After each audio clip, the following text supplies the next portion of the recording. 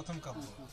প্রতিটা কবিতা অসাধারণ, বললাম না পলিথিন একটা কবিতা, এক্সেপশনাল থিম, এক রাতের মন্ত্রী এক্সেপশনাল থিম, এগুলো একদম অনন্য কবিতাগুলি, একটা শুনলেই বুঝতে পারবো থিম আমি কেন এটাকে অসাধারণ বলবো। আমরা শুনলাম একটা অনেক ভালো একটা কবিতা।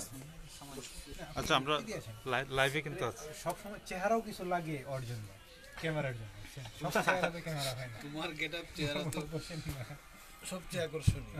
প্রিয় পাঠক, আমরা হাওরের কবি রইসুদ্দিন আহমেদের 61তম জন্মদিন উপলক্ষে আমাদের আজকের এই পৌষের সন্ধ্যাবেলায় বসা, আমরা আজকে কবিতা শুনবো, তারপর ওনার জীবনচারিত গল্পগুলা শুনবো, ওনার জীবনের যে 5টা কাব্যগ্রন্থ, 5টা গ্রন্থ আকারে বই প্রকাশ হয়েছে, তার মধ্যে 4টা কবিতার বই, একটা উপন্যাস এবং অসংখ্য পাণ্ডুলিপি আকারে এখন লেখা আছে, এটিও আমরা প্রকাশের অপেক্ষায় আছে।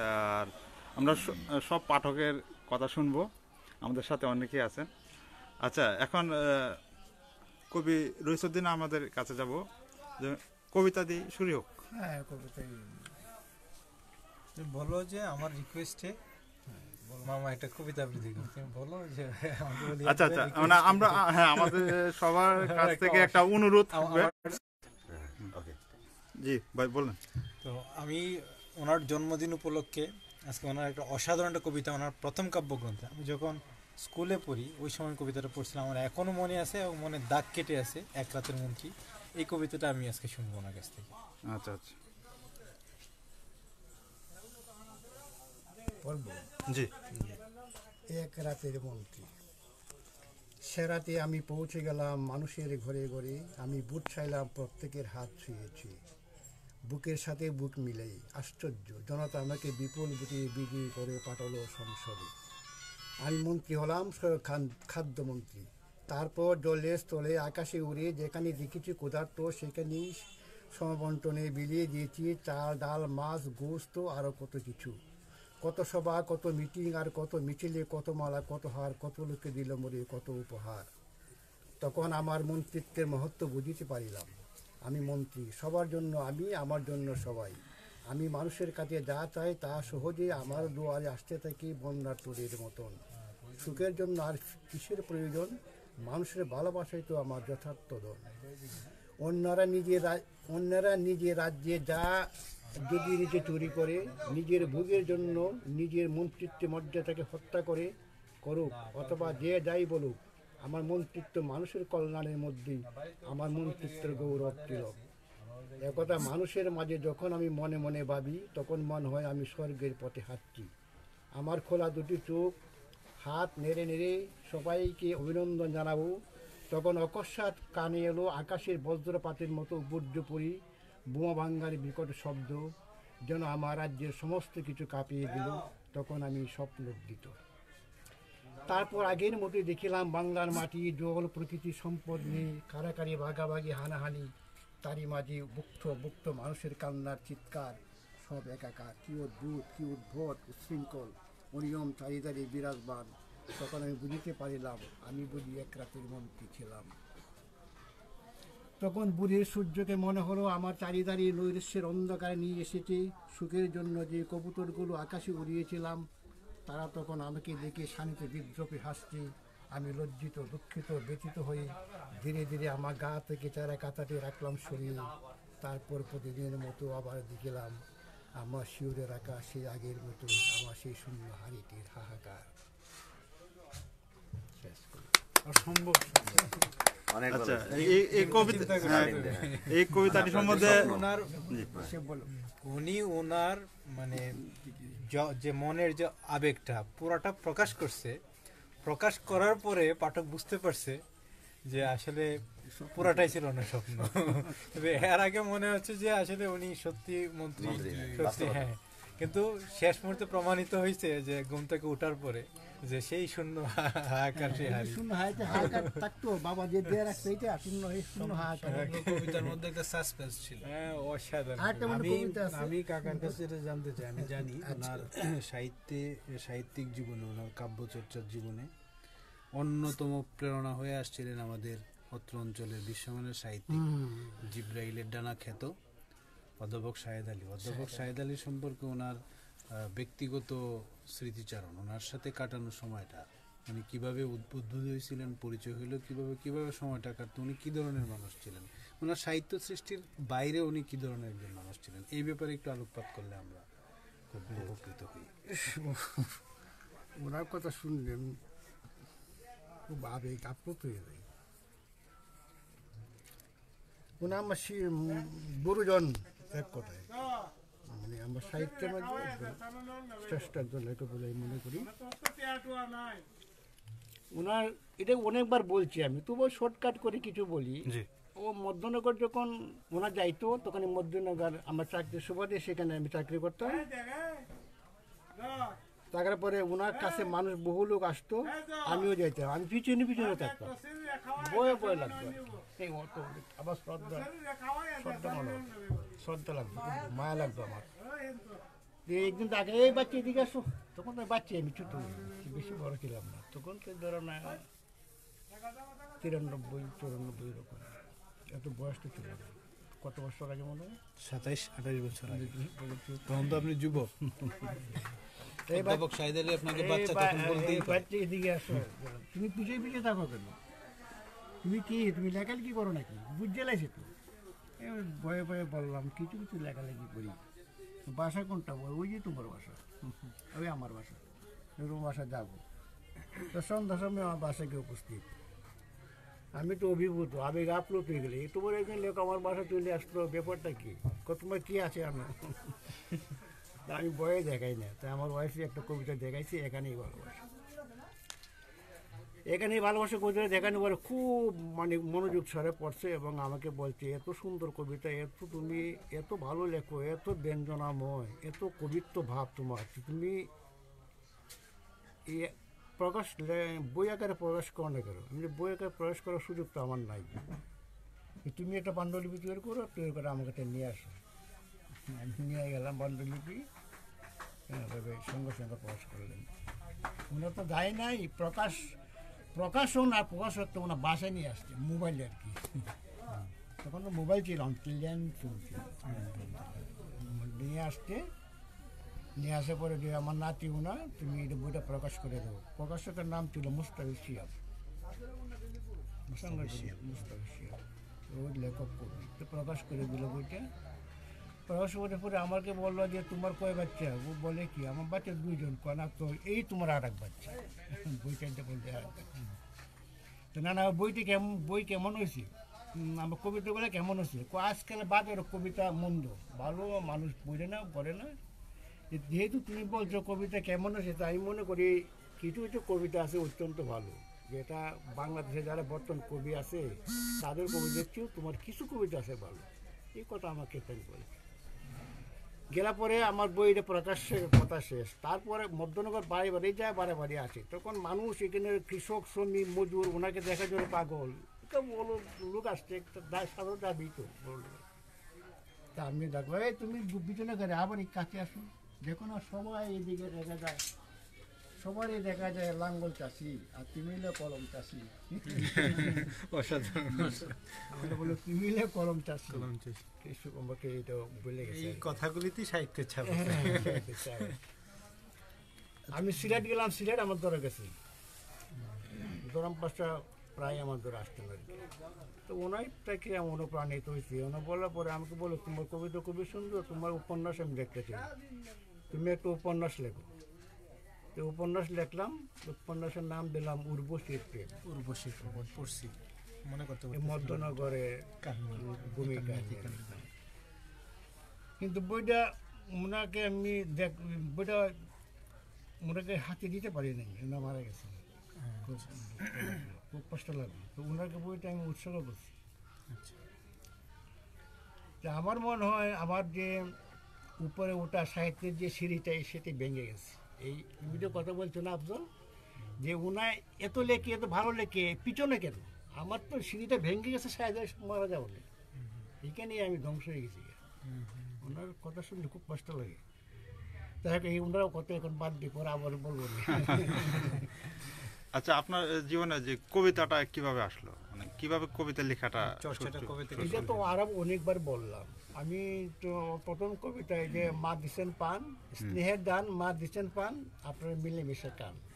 আচ্ছা, অর্থাৎ বাবা খুব এলাকার মাতাব্বর ছিলেন তো, জি, জি। তখন এই পানদানির মধ্যে লেখা ছিল স্নেহের দান, যে আমি মাছ ধরে গেছি, মা আমি পান দাও তো, বাবা বলছে পান দেওয়ার জন্য।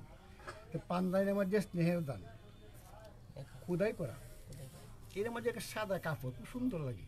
আমি বাংলা রডুইকে কলম দিয়ে লিখলাম স্নেহের দান মা দিচ্ছেন পান, আপনার মিলেমিশে কান। আচ্ছা। এইটাই না বাবার কাছে দিচ্ছি, দিয়া তো পুরো অবাক লেগে গেছে। এই যে কি তো সুন্দর কথা, এদিকে আমার প্রথম কবিতা। আচ্ছা আচ্ছা এই সময় একদম ন্যাচারাল হাই স্কুলে আবালদের সম্পর্ক কবিতার সাথে দুটো কন্ডিশন। মনে হয় যেন আমি কবিতা হয়ে জন্মেছি, আমার এইরকম মনে হয় আর কি। আচ্ছা, আজকে আপনার আমরা জানি, যতটুকু জানি 61তম জন্মদিন, তো আপনি কি কতটুকু কবিতার সাথে নিজেকে সম্পৃক্ত করতে পারছেন বলে নিজে মনে করেন? হ্যাঁ, আমি অতৃপ্ত রয়ে গেছে আমার। সেটা আমার ব্যাংকের চাকরির জন্য 30 বছর চাকরি করছি, এত জটিল কঠিন হিসাব নিকাশের মধ্যে যে 4-5টা গদ্যগ্রন্থ কাব্যগ্রন্থ প্রকাশ করছি, কৃষি ব্যাংকে এমন লোক আছে বললে মনে হয় না, বাংলাদেশের মধ্যে নেই। এটা এত কষ্ট করে লিখছে, এটা মনের তাগিদে লিখতে হয়, না লিখলে মনে হয় কী যেন হারিয়ে ফেলেছি। আচ্ছা, আমি এর মধ্যে একটা কথা বলি। আমি যতটুকু জানি, এখন যেরকম এই কাব্য কবিতা প্রকাশনা সহজলভ্য হয়ে গেছে, তখন এত সহজলভ্য ছিল না। আপনি যখন প্রকাশ করছেন তখন চাইলেই কেউ কবিতার বই প্রকাশ করতে পারতো না, যে কোয়ালিটি না থাকতো। এখন বিজনেস হয়ে গেছে, এখন কোয়ালিটির প্রয়োজন নাই। এখন বিজনেস করার জন্য আপনি যা দিবেন তাই আপনার প্রশংসা করে হ্যাঁ ও দিয়ে দিবে। কিন্তু ওই সময়টাতে আপনি চাইলেই কবিতা প্রকাশ করতে পারবেন না, আর চাইলেই কোনো প্রকাশক ধরতে পারবেন না। ওই যে সময়টাতে আপনি একজন প্রকাশক খুঁজে নিয়েছেন বা একজন প্রকাশক আপনাকে বাছাই করছে, আপনি কবিতা প্রকাশ করছেন, ওই সময়টা আসলে একটা গোল্ডেন টাইম ছিল এখনকার তুলনায়। এখন আমরা কিন্তু চাইলেই, মানে আমি দুই কলম লিখলাম, কোয়ালিটির প্রয়োজন নাই, কোনো থিম প্রয়োজন নাই, ওই মিলায় শেষের দুইটা আকার মিলাই দিলাম, বাস আমার কবিতা হয়ে গেল। প্রকাশকরা প্রকাশ করছে ব্যবসার জন্য এগুলো করতেছে। সে জানে একটা বই হয়তো বিক্রি করতে পারবে না, তারপর সে প্রশংসা করতেছে, তারপর সে প্রকাশ করতেছে, আমার কাছে টাকা নিয়ে সেটা দেয়। কাব্যটাকে একদম সুন্দর নষ্ট করে করে বলেছে। এটা খুব সাহিত্যিক ব্যঞ্জনা নিয়ে কাকা বলে যে এখনের প্রকাশকরা লেখাকে না লেখককে প্রকাশ করে। লেখককে প্রকাশ করে। সেটাই সেটাই। আরেকটু আগে বলছিলাম, আরেকটু ব্যাখ্যা করে বললে বোঝায় যে লেখার মান যাই হোক, লেখকের টাকা থাকলেই সে প্রকাশিত হয়। তো আরেকজন লেখক যার আর্থিক অর্থের যোগান দিতে পারে না, সে মানে তার লেখার মান উৎকর্ষ একবারে উঁচু মানের হইলেও সে অপ্রকাশিত থাকবে। এটা হচ্ছে পুঁজিবাদের কারণে হয়। পুঁজিবাদ বলতে মুনাফালুবিরা যখন প্রকাশনা শিল্প দখল করে নিছে, এই জিনিসটা হচ্ছে। তবে একটু পরিবর্তন হবে। পরিবর্তনটা আমাদের মতো আমরা যারা সাহিত্যানুরাগী আছি, পাঠক লেখক কিংবা সাহিত্য সৃষ্টির কাজে কিংবা প্রসারের কাজে আমরা আছি, আমাদেরই এটাও কিন্তু এক ধরনের একটা আন্দোলন। সব আন্দোলনে যে মিছিল দিয়ে করতে হবে তা না, বুদ্ধির আন্দোলনটাই সবচেয়ে, পৃথিবীটা পরিবর্তন তো হয়েছে বুদ্ধি এবং আইডিয়া দিয়ে, চিন্তার পরিবর্তন। চিন্তার পরিবর্তনের মধ্যে দিয়ে সভ্যতার পরিবর্তন। তো এটা এইভাবে করতে হবে। এই যে করাল গ্রাসে মুনাফালুবিদের করাল গ্রাসে শিল্প সাহিত্য চলে গেছে, এটা এখান থেকে মুক্ত করার জন্য সাহিত্য সৃষ্টিতে, শিল্প সৃষ্টিতে আত্মনিয়োগ করতে হবে। এবং আমি আগে যেটা বলছি যে যারা এই কথাটা অবশ্য আমিনুলের জন্য, অন্যদের জন্য না, যে এটা মনে করার কোনো কারণ নাই। কাব্য সাধনা, শিল্প সাধনা, সাহিত্য সাধনা তোমাকে পারিবারিক জীবন থেকে, বৈষয়িক জীবন থেকে ক্ষতিকরভাবে সরায় নিবে অবশ্যই। তোমার মধ্যে থেকে একটা উদাসীনতা তৈরি করবে, বিচ্ছিন্নতা তৈরি করবে, কিন্তু এটা হার্মফুল না। বরং সমাজের অন্যান্য হার্মফুল দিক, ক্ষতিকর দিক, মারাত্মক ক্ষতিকর দিক, যেগুলি তোমার মধ্যে একটা সাহিত্যের টান না থাকলে, স্বপ্ন না থাকলে যে বাজে জিনিসগুলোতে তুমি আকৃষ্ট হয়ে যেতা, সেটা থেকে সাহিত্য তোমাকে মুক্ত করে রাখবে। এবং আমার মনে হয় যে আমরা আজকে আমাদের যে উদ্দিষ্ট ব্যক্তি যার জন্মদিন, এবং অলি আহাদ খান পলাশ, কবি অলি আহাদ খান পলাশ, আমরা যথেষ্ট লাইমলাইট পাইছি।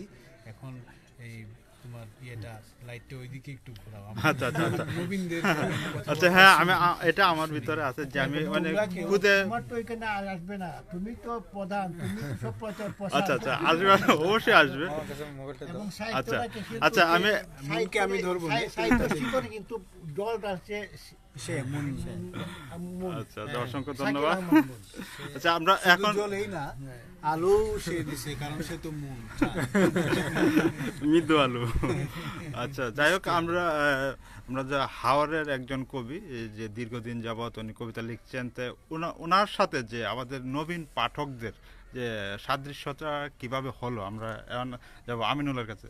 যে আমিনুল কিন্তু একজন কবিও, হ্যাঁ কবিও, লেখক কবি। আচ্ছা কিভাবে মানে ওনার সাথে পরিচয়টা কিভাবে হলো এবং ওনার লেখাগুলো পড়া হয় কিনা আমরা একটু জানতে চাই। ওনার লেখাগুলো আসলে ওনার নাম বলবা। রইসউদ্দিন আঙ্কেলের লেখাগুলা মানে খুব একটা পড়া হয় নাই, তবে ফেসবুকের মাধ্যমে একটু বেশি পরিচিত। কোনো গ্রন্থ আমি পড়ি নাই এখনো।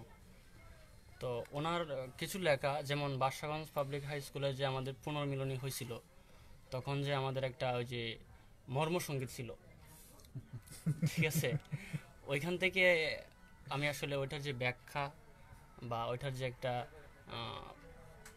ইয়া রাখে, সরাসরি উনি যে ব্যাখ্যাটা বলছেন। হ্যাঁ সরাসরি উনি যে ব্যাখ্যাটা দিয়েছে।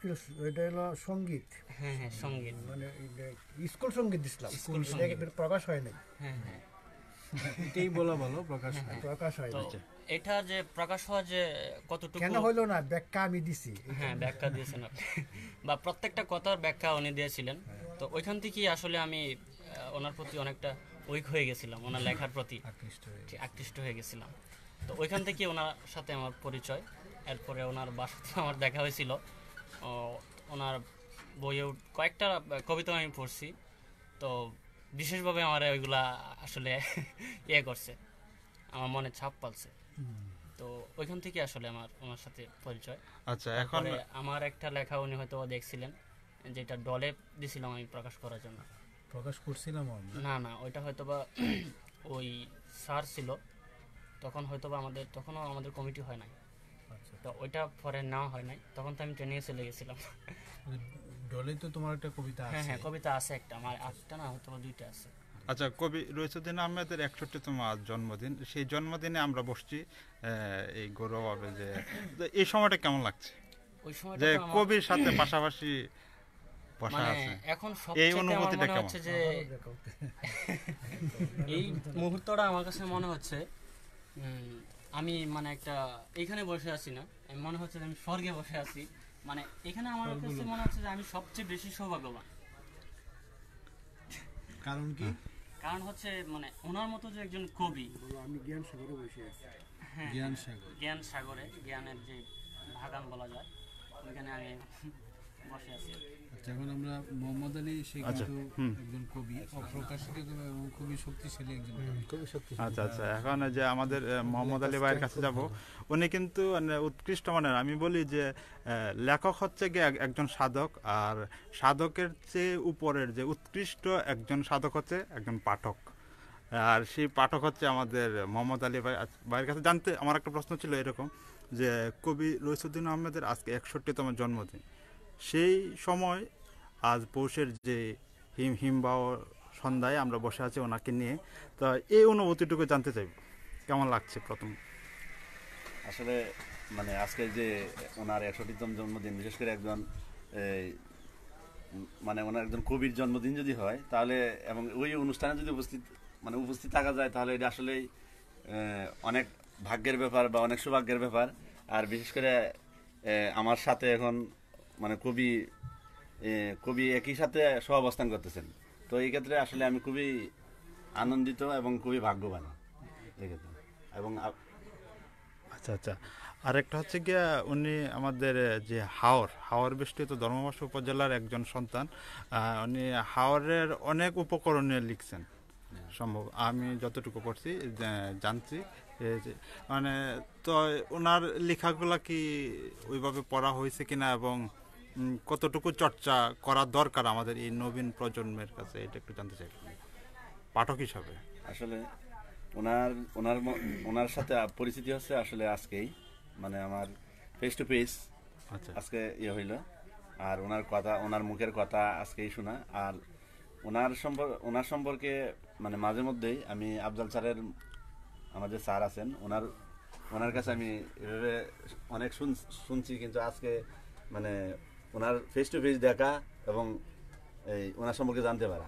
আর উনি যে আসলে ওনার যে বইগুলা, ওই বইগুলো আসলে আমার খুব একটা পড়া হয় নাই আসলে। এই আচ্ছা আমি এই আচ্ছা ক্ষেত্রে- আচ্ছা এই ক্ষেত্রে- আমি এই ক্ষেত্রে আমার মানে আজকের পরে না আসলে, এই আজকের আগেও আমার এরকম এতটুকু অনুভূতি ছিল যে আমি আসলে ওনার বইগুলা পড়ি বা এই আচ্ছা আচ্ছা আমি এটার সাথে একটু অ্যাড করি।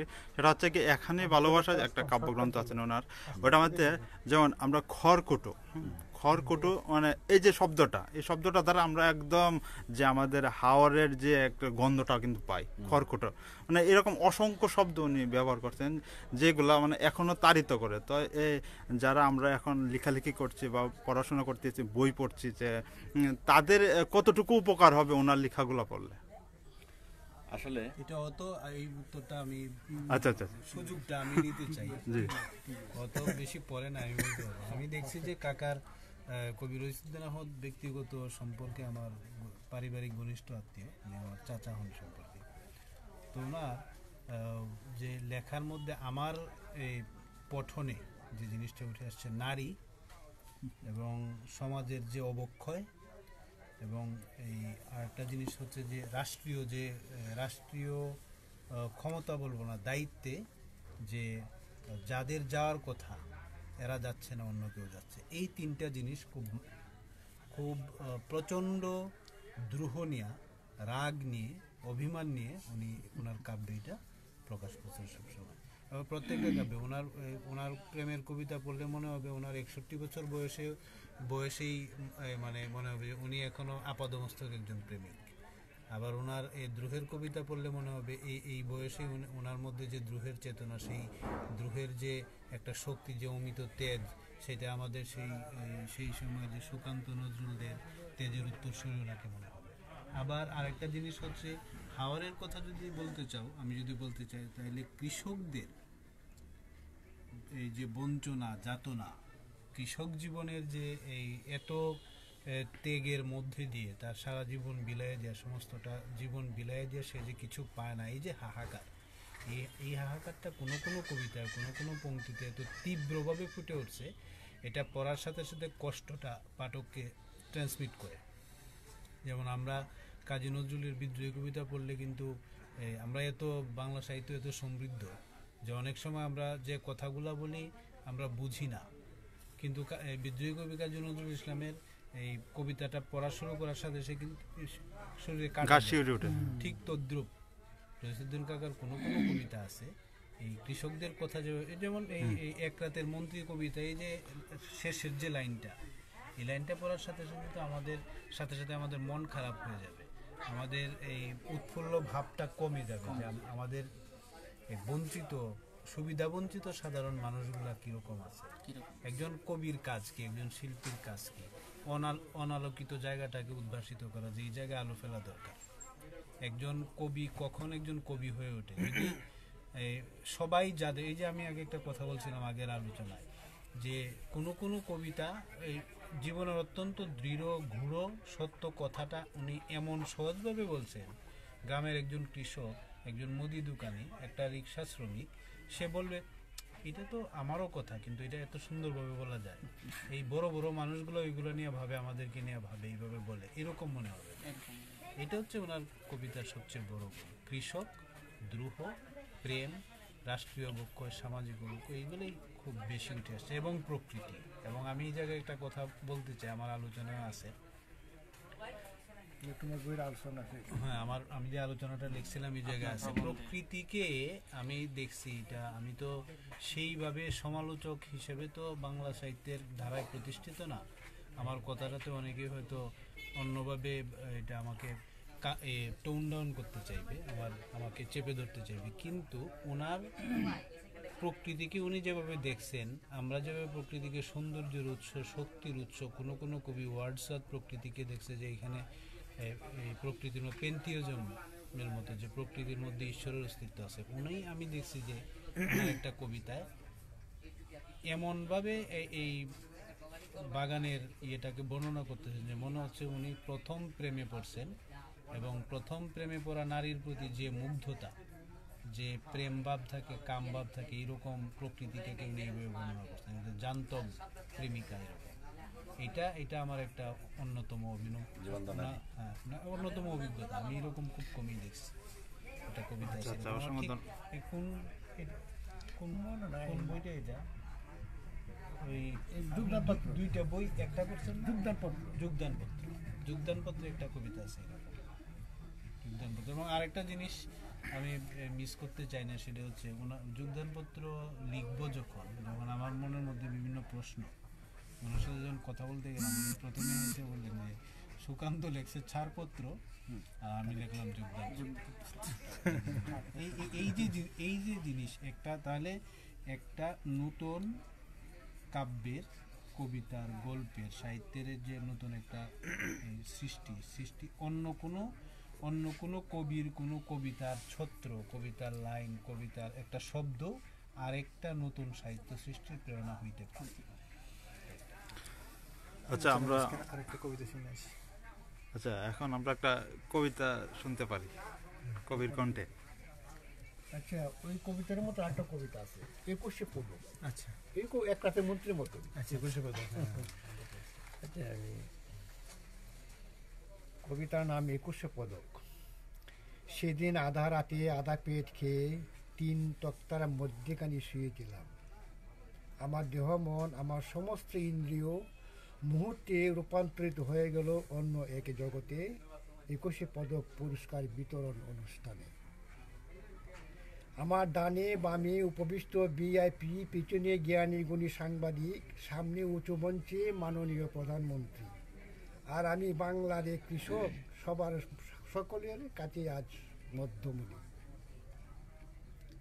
আমাকে 21শে পদকে পুরস্কার করার জন্য কত আয়োজন, কত আহ্লাদ, আমার চারিপাশে আকাশে বাতাসে কি যে এক অনাশ্রিত আনন্দ উল্লাস।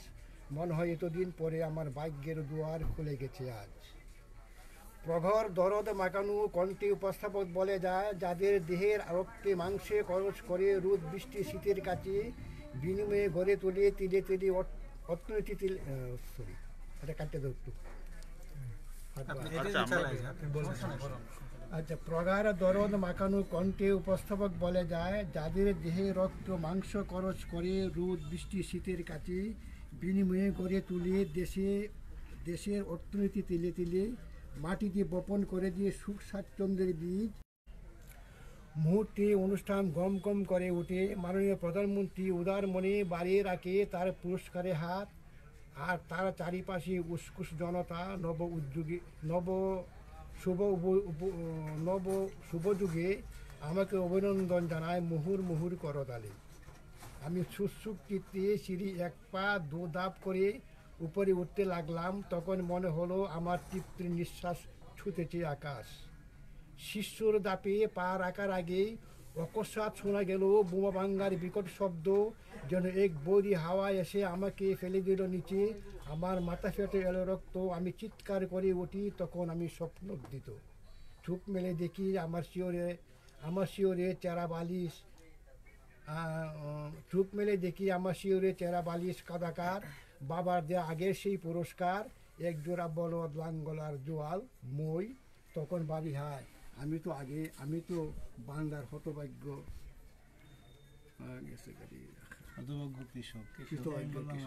কৃষকের কথা সুন্দর কথা।